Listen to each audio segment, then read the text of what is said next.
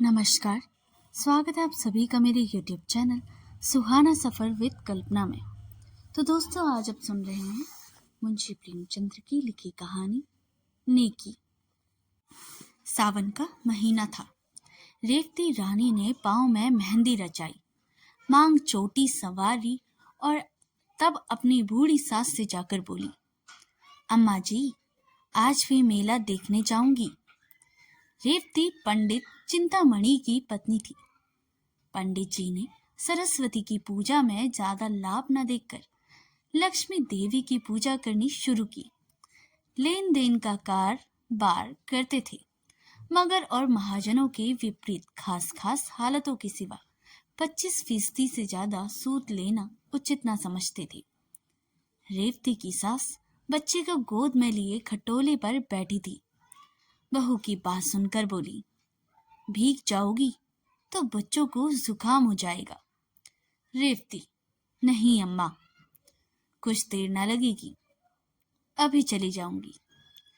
रेवती के 2 बच्चे थे, एक लड़का और दूसरी लड़की। लड़की अभी गोद में थी और लड़का हीरामन 7वें साल में था। रेवती ने उसे अच्छे अच्छे कपड़े पहनाए, नजर लगने से बचाने के लिए माथे और गालों पर काजल के टीके लगा दिए। गुड़िया पीटने के लिए एक अच्छी रंगीन छड़ी दे दी और अपनी सहेलियों के साथ मेला देखने चली गई। कीरस सागर के किनारे औरतों का बड़ा जमघट था। नीलगो घटाएं छाई हुई थी। औरतें 16 सिंगार किए सागर के खुले हुए हरे हरे सुंदर मैदान में सावन की रिमझिम वर्षा की बहार लूट रही थी। शाखों में झूले पड़े थे। कोई झूला झूलती, कोई मल्हार गाती, कोई सागर के किनारे बैठी लहरों से खेलती। ठंडी ठंडी खुशगवार पानी की हल्की हल्की फुहार पहाड़ियों की निखरी हुई हरियावल लहरों की दिलकश चकोले मौसम को ऐसा बना रहे थे कि उसमें संयम टिक ना पाता था। आज गुड़ियों की विदाई है। गुड़िया अपनी ससुराल जाएगी। कुंवारी लड़कियां हाथ पांव में मेहंदी रचाएं, गुड़िया को गहने कपड़े से सजाए उन्हें विदा करने आई हैं। उन्हें पानी में बहाती हैं और छक छक कर सावन के गीत गाती हैं। मगर सुख चैन के आंचल से निकलते ही इन लाड प्यार में पतनी हुई गुड़ियाओं पर चारों तरफ से छड़ियों और लकड़ियों की बौछार होने लगती है। रेवती यह सैर देख रही थी और हीरामन सागर की सीढ़ियों पर और लड़कियों के साथ गुड़िया पीटने में लगा हुआ था। सीढ़ियों पर काई लगी हुई थी। अचानक उसका पांव फिसला तो पानी में जा पड़ा। रेवती चीख मारकर दौड़ी और सर पीटने लगी। दम के दम वहां मर्दों और औरतों का ठठ लग गया, मगर यह किसी ने इंसानियत तकाजा न करती थी कि पानी में जाकर मुमकिन हो तो बच्चों की जान बचाई जाए, सांवरे हुए बाल ना बिखर जाए, धुली हुई धोती न भीग जाए। कितने ही मर्दों के दिलों में ये मर्दाना ख्याल आ रहे थे। 10 मिनट गुजरे गए, मगर कोई आदमी हिम्मत ना करता नजर आया। गरीब रेवती पछाड़े खा रही थी। अचानक उधर से एक आदमी अपने घोड़े पर सवार चला जाता है। यह भीड़ देख उतर पड़ा और एक तमाइश से पूछा, यह भीड़ कैसी है? तमाइश ने जवाब दिया, एक लड़का डूब गया है। मुसाफिर, कहाँ? तमाइश, जहां वह औरत खड़ी रो रही है।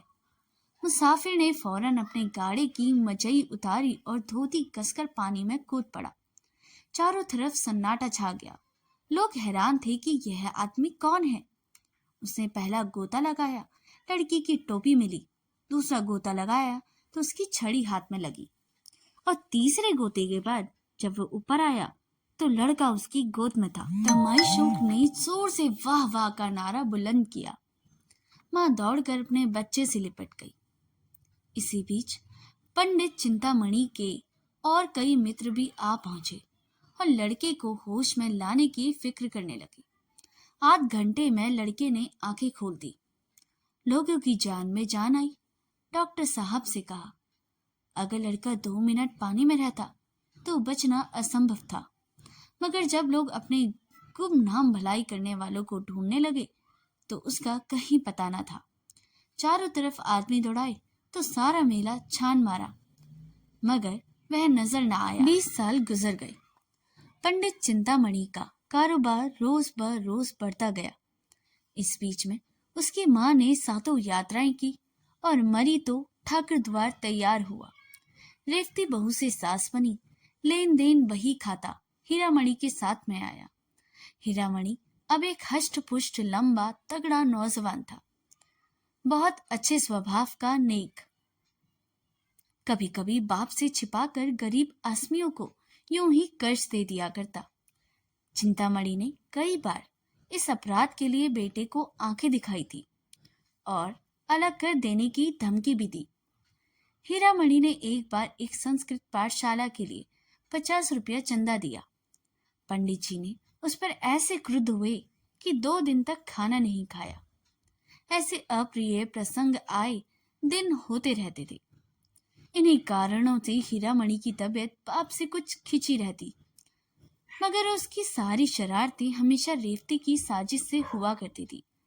जब कस्बे की गरीब विधवाओं या जमींदारों के सताए हुए आदमियों की औरतें रेवती के पास आकर हीरामणि को आंचल फैला फैला कर दुआएं देने लगती, तो उसे ऐसा मालूम होता कि मुझसे ज्यादा भाग्यवान और मेरे बेटे से ज्यादा नेक आदमी इस दुनिया में कोई ना होगा। तब उससे बस वह दिन याद आया जाता कि हीरामणि कीरा सागर में डूब गया था और उस आदमी की तस्वीर उसकी आंखों के सामने खड़ी हो जाती, जिसने उसे लाल को डूबने से बचाया। उसके दिल की गहराई से दुआ निकलती और ऐसा जी चाहता कि उसे देख पाती तो उसके पांव पर गिर पड़ती। उसे अब पक्का विश्वास हो गया कि वह मनुष्य न था बल्कि कोई देवता था। वह अब उसी खटोले पर बैठी हुई जिस पर उसकी सास बैठती थी, अपने दोनों पोतों को खिलाया करती थी। आज हीरामणि की 27वीं सालगिरह थी। रेवती के लिए यह दिन साल के दिनों से सबसे अधिक शुभ था। आज उसका दया का हाथ खूब उदार तक दिखलाता था और यही एक अनुचित खर्च था जिसमें पंडित चिंतामणि भी शरीक हो जाते थे। आज के दिन वह बहुत खुश होती और बहुत रोती, और आज अपने गुमनाम भलाई करने वालों के लिए उसके दिल से जो दुआएं निकलती वह दिल और दिमाग की अच्छी से अच्छी भावनाओं में रंगी होती थी। उसी दिन की बदौलत तो आज मुझे यह दिन और सुख भी देखना नसीब हुआ। एक दिन हीरामणि ने आकर रेवती से कहा, अम्मा, शिवपुर नीलाम पर चढ़ा हुआ है, कहो तो मैं भी दाम लगाऊं। रेवती 16 आना है। हीरामणि, 16 आना? अच्छा गांव है, ना बड़ा ना छोटा, यहाँ से 10 कोस है। 20,000 तक बोली चढ़ चुकी है। 100-200 में खत्म हो जाएगी। रेवती, अपने दादा से तो पूछो। हीरामणि, उनके साथ 2 घंटे तक मत्था पिच्ची करने से किसे फुर्सत है। हीरामणि, अब घर का मालिक हो गया था और चिंतामणि ने एक न चलते पाती। वह गरीब और ऐनक लगाए एक गद्दे पर बैठे अपना वक्त खांसने में खर्च करते थे। दूसरे दिन हीरामणि के नाम पर शिवपुर खत्म हो गया। महाजन ने जमींदार हुए और अपने मुनीम और 2 चपरासियों को लेकर गांव की सैर करने लगे। शिवपुर वालों को खबर हुई नए जमींदार का पहला आगमन था। घर घर नजराने देने को तैयार होने लगी। 5वें दिन शाम के वक्त हीरामणि गांव में दाखिल हुए। दही और चावल का तिलक लगाया और 300 आदमी पहर रात तक हाथ बांधे हुए उनकी सेवा में खड़े थे। सवेरे मुख्तारे आम ने असामियों का परिचय कराना शुरू किया। जो असामी जमींदार के सामने आता वह अपनी बिसात के मुताबिक 1 या 2 रुपए उनके पांव पर रख देता। दोपहर होते होते 500 रुपए का ढेर लगा हुआ था। हीरामणि को पहली बार जमींदारी का मजा मिला। पहली बार धन और बल का नशा महसूस हुआ। सब नशों से ज्यादा तेज। ज्यादा घातक धन का नशा है। जब असामियों की फहरिस्त खत्म हो गई तो मुख्तार से बोली, और कोई असामी तो बाकी नहीं? मुख्तार, हाँ महाराज, अभी एक और असामी है, तखत सिंह। हीरामणि, वह क्यों नहीं आया? मुख्तार, जरा मस्त है। हीरामणि, मैं उसकी मस्ती उतार दूंगा, जरा कोई उसे बुलाए लाए। थोड़ी देर में एक बूढ़ा आदमी लाठी टेकता हुआ आया और दंडवत करके जमीन पर बैठ गया। ना नजर ना निजायत, उसकी यह गुस्ताखी देखकर हीरामणि को बुखार चढ़ गया। कड़कर बोले, अभी किसी जमींदार से पाला नहीं पड़ा है, एक की एक हेकड़ी भुला दूंगा। तखत सिंह ने हीरामणि की तरफ गौर से देखकर जवाब दिया, मेरे सामने 20 जमींदार आए और चले गए, मगर कभी किसी ने इस तरह घुड़की नहीं दी। यह कहकर उसने लाठी उठाई और अपने घर चला गया। बूढ़ी ठकुराइन ने पूछा, देखा जमींदार को, कैसा आदमी है? तखत सिंह, अच्छे आदमी है, मैं उन्हें पहचान गया। ठाकुराइन, क्या तुमसे पहले ही मुलाकात की है? तखत सिंह, मेरी उनकी 20 बरस की जान पहचान है। गुड़ियों के मेले वाली बात यह है ना। उस दिन से तखत सिंह फिर हीरामणि के पास ना आया।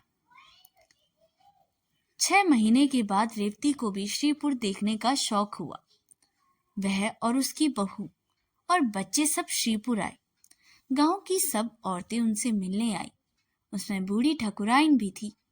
उसकी बातचीत, सलीका और तमीज देखकर रेवती दंग रह गई। जब वह चलने लगी तो रेवती ने कहा, ठकुराइन, कभी कभी आया करना, तुमसे मिलकर तबीयत बहुत खुश हुई। इस तरह दोनों औरतों ने धीरे धीरे मेल हो गया। यहाँ तो एक कैफियत थी और हीरामणि अपने मुख्तार आम के बहकाते में आकर तखत सिंह को बेदखल करने की तरकीब सोच रहा था। जेठ की पूरन मासी आई। हीरामणि की सालगिरह की तैयारी होने लगी। रेवती चलने के मैदा छान रही थी कि बूढ़ी ठाकुराइन आई। रेवती ने मुस्कुरा कर कहा, ठाकुराइन, हमारे यहाँ कल तुम्हारा न्योता है। ठाकुराइन, तुम्हारा न्योता? सिर आंखों पर। कौन सी बरसगांठ है? रेवती, 29वीं। ठाकुराइन, नारायण करे आप ऐसे ही 100 दिन तुम्हें देखने नसीब हो। रेवती, ठाकुराइन, तुम्हारी जुबान मुबारक हो। बड़े बड़े जंतर मंतर किए हैं, तब तुम लोगों की दुआओं से यह दिन देखने को नसीब हुआ है। यह तो 7वीं ही साल में थी कि इनकी जान के लाले पड़ गई। गुड़ियों का मेला देखने गई थी, यह पानी में गिर पड़ी। 12 महात्मा ने इनकी जान बचाई। इनकी जान उन्हीं की दी हुई है। बहुत तलाश करवाया है, उनका पता न चला। हर बरसगांठ पर उनके नाम से 100 रुपये निकाल रखती हूँ। 2000 से कुछ ऊपर हो गए हैं। बच्चे की नीयत है कि उनके नाम से शिवपुर में एक मंदिर बनवा दे। सच मानो ठाकुराइन, एक बार उनके दर्शन हो जाते तो जीवन सफल हो जाता।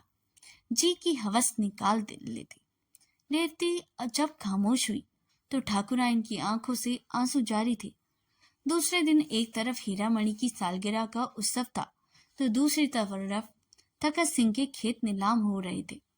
ठाकुराइन बोली, मैं रेवती रानी के पास जाकर दुहाई मचाती हूँ। तखत सिंह ने जवाब दिया, मेरे जीते जी नहीं। आषाढ़ का महीना आया।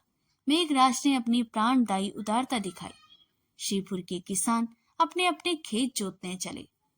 तखत सिंह की लालसा भरी आंखें उनके साथ जाती, यहाँ तक कि जमीन उन्हें अपने दामन में छिपा लेती। तखत सिंह के पास एक गाय थी। वह अब दिन से चराया करते। उसकी जिंदगी का अब यही एक सहारा था। उसके ऊपले दूध बेचकर गुजर बसर करता। कभी कभी फाके करने पड़ जाते। यह सब मुसीबतें उसे झेलनी, मगर अपनी कंगाली का रोना रोने के लिए एक दिन भी हीरामणि के पास न गया। हीरामणि ने उसे नीचे दिखाना चाहा, मगर खुद उसे नीचा देखना पड़ा। जीतने पर उसे हार हुई। पुराने लोहे को अपनी नीच हट की आंच से ना झुक सका। एक दिन रेवती ने कहा, बेटा, तुमने गरीब को सताया, अच्छा ना किया। हीरामणि ने तेज होकर जवाब दिया, वह गरीब नहीं है, उसका घमंड तो मैं तोड़ दूंगा। दौलत के नशे में मतवाला जमींदार वह चीज तोड़ने की फिक्र में था जो कहीं भी ही थी। ऐसे ना समझ बच्चा अपनी परछाई से लड़ने लगता है। साल भर तखत सिंह ने ज्यों त्यों करके काटा। फिर बरसात आई। उसका घर छाया ना गया था। कई दिन तक मूसलाधार मेघ बरसा तो मकान का एक हिस्सा गिर पड़ा। गाय वहां बंधी हुई थी, दबकर मर गई। तखत सिंह को भी सख्त चोट आई। उसी दिन से बुखार आना शुरू हुआ। दवा दारू कौन करता? रोजी का सहारा था, वह भी टूटा। जालिम बेदर्द मुसीबत से कुचल डाला। सारा मकान पानी से भरा हुआ। घर में अनाज का एक दाना नहीं। अंधेरे में पड़ा हुआ रहा था कि रेवती उसके घर आई। तखत सिंह ने आंखें खोली और पूछा, कौन है? ठाकुराइन, रेवती रानी है। तखत सिंह मेरे धन्य भाग, मुझ पर बड़ी दया की। रेवती ने लज्जित होकर कहा, ठाकुराइन, ईश्वर जानता है मैं अपने बेटे से हैरान हूं। तुम्हें जो तकलीफ हो मुझसे कहो। तुम्हारे ऊपर ऐसी आफत पड़ गई है और हमसे खबर तक नहीं। यह कहकर रेवती ने रुपयों को एक छोटी सी पोटली ठाकुराइन के सामने रख दी। रुपयों की झनकार सुनकर तखत सिंह उठ बैठा और बोला, रानी, हम इसके भूखे नहीं हैं। मरते दम तक गुनाहगार ना करो। दूसरे दिन हीरामणि भी अपने मुसाहिबों के लिए उधर से जा निकला। गिरा हुआ मकान देखकर मुस्कुराया। उसके दिल ने कहा, आखिर मैंने उसका घमंड तोड़ दिया।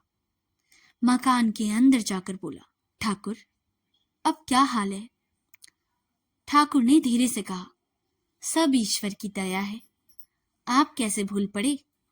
हीरामणि को दूसरी बार हार खानी पड़ी। उसकी यह आरज़ू की तखत सिंह मेरे पांव की आंखों से चूमे अब भी पूरी ना हुई। उसी रात को वह गरीब, आजाद, ईमानदार और बेगरज ठाकुर इस दुनिया से विदा हो गया। बूढ़ी ठाकुराइन अब दुनिया में अकेली थी। कोई उसकी गम का शरीक और उसके मरने पर आंसू बहाने वाला ना था। कंगाली के गम की आंच और तेज कर दी। जरूरत की चीजें मौत के खाफ को चाहे भर सके, मगर महरम का काम जरूरी है। रोटी की चिंता बुरी बला है। ठाकुराइन अब खेत और चारागाह से गोबर चुन लाती और उपले बनाकर बेचती। उसे लाठी टेकते हुए खेतों के जाते और गोबर का टोकरा सिर पर रखकर बोझ में हाफते हुए आते देखना बहुत ही दर्दनाक था। यहाँ तक कि हीरामणि को भी उस पर तरस आ गया। एक दिन उन्होंने आटा, दाल, चावल थालियों में रखकर उसके पास भेजा। रेवती खुद लेकर गई, मगर बूढ़ी ठाकुराइन आंखों में आंसू भरकर बोली, रेवती, जब तक आंखों से सूझता है और हाथ पांव चलते हैं, मुझे और मरने वालों को गुनाहगार ना करो। उस दिन हीरामणि को फिर उसके साथ अमली हमदर्दी दिखलाने साहस न हुआ था। एक दिन रेवती ने ठाकुराइन से उपले मोल लिए। गांव में पैसे के 30 उपले बिकते थे। उससे चाहा कि इससे बीज ही उपले ले लूं। उस दिन से ठाकुराइन ने उसके यहाँ उपले लाना बंद कर दिया।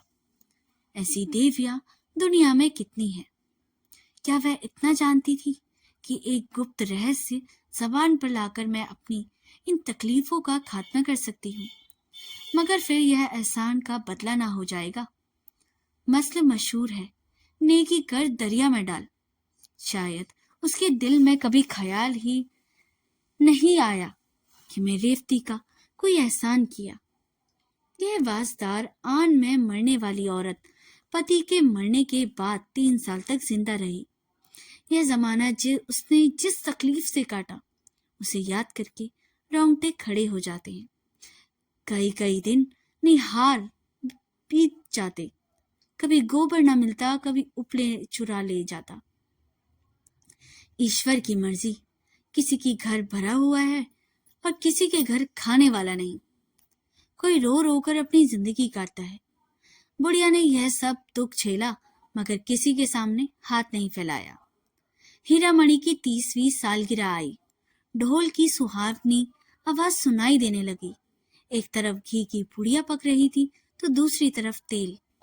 घी के मोटे ब्राह्मणों के लिए, तेल की गरीब भूखे नाचों के लिए।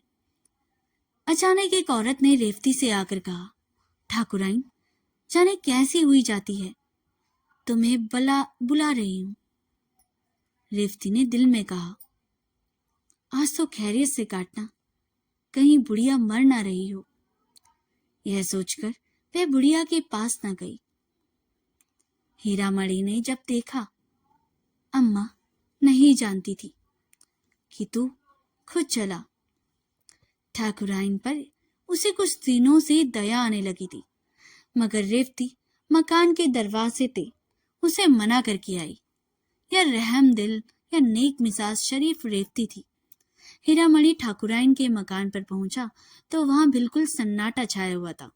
बूढ़ी औरत का चेहरा पीला था और जान निकलने की हालत उस पर छाई हुई थी। हीरामणि ने जोर से कहा, ठाकुराइन, मैं हूं हीरामणि। ठाकुराइन ने आंखें खोली और इशारे से उसे अपना सिर नजदीक लाने को कहा। फिर रुक रुक कर बोली, मेरे सिरहाने पिटारी में ठाकुर की हड्डियां रखी हुई हैं। मेरे सिहाग का सिंदूर भी वही है। यह दोनों प्रयागराज भेज देना। यह कहकर उसने आंखें बंद कर ली। हीरामणि ने पिटारी खोली तो दोनों चीजें हिफाजत के साथ रखी हुई थी। एक पोटली में 10 रुपए भी रखे हुए थे। यह शायद जाने वाले का सफर खर्च था। रात को ठाकुराइन ने कष्टों का हमेशा के लिए अंत हो गया। उसी दिन को रेवती ने सपना देखा। सावन का मेला है, घटाएं छाई हुई है, मैं कीरत सागर के किनारे खड़ी हूं। इतने में हीरामणि पानी में फिसल पड़ा। मैं छाती पीट पीट कर रोने लगी और अचानक एक बूढ़ा आदमी पानी में कूदा और हीरामणि को निकाल लाया। रेवती उसके पांव पर गिर पड़ी और बोली, आप कौन हैं? उसने जवाब दिया, मैं शिवपुर में रहता हूं। मेरा नाम तकत सिंह है। श्रीपुर अब भी हीरामणि के कब्जे में है, मगर अब रौनक दोबाला हो गई है। वहां जाओ तो दूर से शिवालय का सुनहरा कलश दिखाई देने लगता है। जिसे जगह तकत सिंह का मकान था, वहां यह शिवाला बना हुआ है। उसके सामने एक पक्का कुआं और पक्की धर्मशाला है। मुसाफिर यहाँ ठहरते हैं और तकत सिंह का गुनाह गाते हैं। यह शिवाला और धर्मशाला दोनों उसके नाम से मशहूर है। तो दोस्तों, अगर आपको स्टोरी पसंद आई तो इसे लाइक, शेयर और सब्सक्राइब करना बिल्कुल भी ना भूलिएगा। अगर आपको हमारे साथ ऐसे ही कहानी सुनने का पसंद है तो हमारे चैनल को सब्सक्राइब कर लें।